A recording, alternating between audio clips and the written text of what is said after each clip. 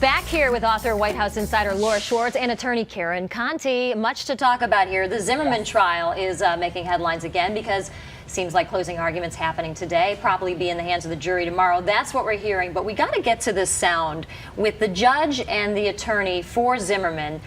I thought it was very unusual to see this exchange. Let's look at it. We're going to get Karen Conti's viewpoint after we see it. If your attorneys have finished with 2 witnesses before the end of the day, do you think that you would then know whether or not you want to testify? On Mr. Zimmerman's behalf, that decision. I am asking your client questions. Please, Mr. West.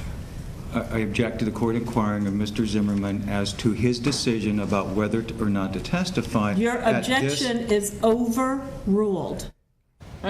She was making that pretty clear. Is this the kind of exchange you typically see? I mean, why wouldn't you just let George answer the question? Normally, the lawyer will answer that question. The judge wanted to hear it from George Zimmerman. On one hand, I think maybe it could be that she wanted to make sure that he was doing this voluntarily and he knew what he was doing. He wasn't letting his lawyer answer. But I think that was a bad move on the part of the judge because it was kind of derogatory towards Zimmerman in front of the jury. I don't think it was appropriate. I mean, if you're a jury member, Laura, I mean, what would you like to see him testify? Would you want to hear from him? Well, in this case, they had so much video testimony from him, basically, from all of his descriptions with Fox News Channel that they replayed in the courtroom. So they really already heard him tell his story. Now, to get back up there and tell it again, I just don't think that that really would have served the defense any purpose to do. And let's think about it. The last few weeks has been a pretty strong case for the defense already. So really, unless the defense was losing, what would be the benefit? I agree. And the only thing he could do is be inconsistent with one of his prior statements. On the other hand, the jury always wants to hear the defendant. Always. I would think so. Why aren't you talking? I know there's a presumption of innocence in this country, but we want to hear it from you. And so it kind of cuts both ways. Where you go. But the prosecution will argue, listen, we didn't have to, we have to prove everything. Defense argues we didn't have to prove anything. So putting him on the stand was not necessary because the prosecution just fell short. Let's talk about this demonstration in court involving a mannequin trying to reenact what might have happened the day that Trayvon Martin was killed. This is actually one of the attorneys doing this demonstration before the jury, acting the whole thing out. Another thing that struck me is I've never seen this before. Karen, what do you think? Well, it is unusual because normally you'll have an expert who will reenact, but here we have the lawyer doing it, and I assume he's asking questions about what he's doing. But it is a very odd thing, and it's an odd thing that the prosecution brought in the mannequin and the defense is using it to his advantage. So it is unusual. They're acting out the scenarios, though, where Martin would have been on top of Zimmerman. And does that seem the right way to go for you, though? I mean, I think this is a good demonstration for the jury. I think the jury was rapt about this whole argument, but you can't let a lawyer do what he wants to do in court. It's like OJ pulling out the glove and taking, showing that he could take the glove out. That you can't let people get out of hand that way, and I'm surprised the judge allowed it. Well, and it started with the prosecution, and the defense went over and said, hey, do you mind if I borrow your doll?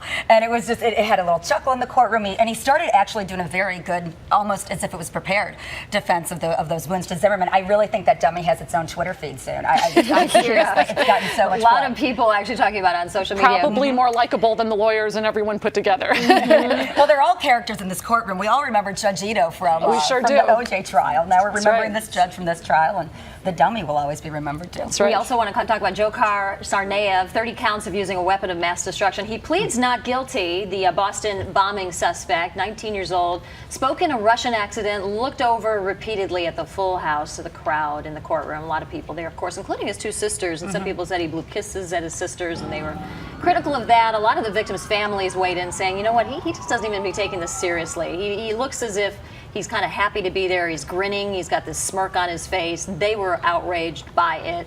You guys see this? I mean, what do you make of it? Well, I mean, who's going to be happy to see this guy? I mean, this guy did some really bad things according to what the prosecution is saying. I think they're going to go for the death penalty eventually, and he's going to be lucky if he gets off with his life. Not guilty? Does that surprise you?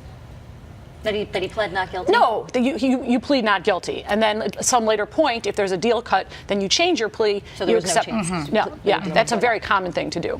But he looked around and he smirked in that courtroom yesterday, and among just not only his sisters but 30 victims and the parents of those victims that aren't there. I mean, it was just horrific. I think that when he came in and made that smirk, he just wanted to just push him back and say, this is it. Well, no and trial. This is the kind of crime he was proud to commit, according to authorities. Well, he wanted it's to a make a place of point. honor. That's right. It is for him.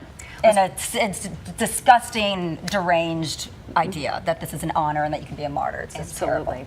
Let's go from legal to politics. And Hillary Clinton, she hasn't announced any plans to run for president, but she already has the support of a powerful, very powerful woman, Vogue editor Anna Wintour. We were just talking about her. She's helped so Everywhere. many candidates with their bid for president, including Obama. Didn't Oh, she she have was, a she was bond? a huge Bundler? bummer for Obama. I think over 6 million. So this is good news, right?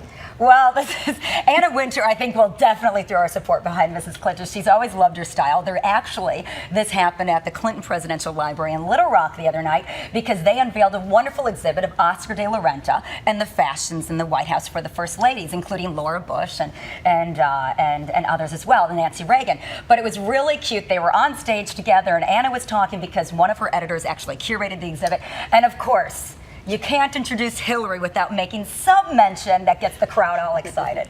I think this is Hillary's choice to make, and I don't think she'll make it for a while. She's got to be happy to have that kind of a backing, especially when it's she was wonderful. going to pose on Vogue's cover and then decided it might be emphasizing too much of the feminine side of her. Anna Wintour and her got she a little did bit of a spat over that. Well, she did pose in '99 with the gorgeous. She's the first lady to be on the cover of Vogue, and that was all But orchestrated. I don't with Anna. blame her for maybe not doing it all the time because Vogue, I mean, let's face it, we like Vogue, we like to flip through, but this is, $10,000 shoes and makeup and scantily clad, very thin women. And, Hillary might say to herself, this is a little frivolous for me. I shouldn't be on Vogue. Maybe I should be on Time magazine or some other more Absolutely. substantive magazine. Absolutely. I mean, and she's been there, done that. And I really believe that Anna Wintour understands her position, and she will support her in many other ways, including her candidacy. and bravo if for she her chooses for to. not using her femininity. I mean, I feel like she wasn't that candidate. She was someone who ran on her record. You liked her, Well, you didn't, yeah. but and she it didn't. was fun because at the Oscar de la Renta show, they inducted all these beautiful dresses from Nancy Reagan and such, and from Mrs. Clinton, but also her teal pantsuit by Oscar that she wore for her swearing in when she came into the Senate. And it was great fun. And I just have to say to all the viewers, if you want to take your kids for a great, inexpensive trip, going to a presidential library, no matter what one it is around the country, it is a true great experience. I need to get there myself. Thank you, It Laura is Schwartz. wonderful. Good to see you, Karen Conti, as Good to well. see you. Up next here, HGTV host, interior designer Meg Caswell here to show you how you can jazz up your block party this summer.